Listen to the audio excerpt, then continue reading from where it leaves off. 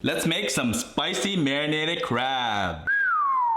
Yo, I've been seeing this spicy Korean marinated raw crab on TikTok lately, Yangnyeom-gejang. And honestly, I've never tried making a Korean dish before. I sure do eat plenty of Korean food though. Not sure if I should call this a Yangnyeom-gejang bibimbap since it's served in a rice bowl. Is that even a thing? The crabs I got didn't have any roe in them, so I used massago fish eggs and top it with a quail egg yolk to add creaminess to the dish. Supposedly, the fresh crabs are the best for this dish, but the ones at H Mart weren't looking too lively. So I opted for the frozen Korean flower crabs to be on the safe side. I thawed this out in the fridge overnight to keep as much crab juice as I can. If you run this underwater, it'll lose all the crab concentrate. Clean and chop off all them skinny legs. Then crack the claws so the marinade can penetrate. Set aside in the fridge and let it dry. For the marinade, combine 1/3 cup rice vinegar, 3 tablespoons soy sauce, 1 tablespoon fish sauce, half a cup of Korean red chili powder, 3 tablespoons sesame oil, 2 pulp of garlic,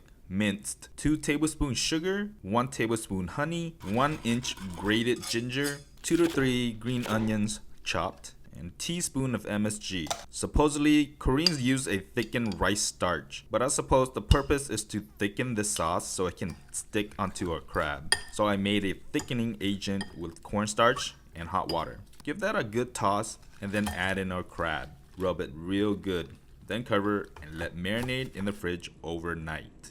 I squeeze out the crab to make the Yangnyeom-gejang bibimbap and put the shells on the side to enjoy the succulence later.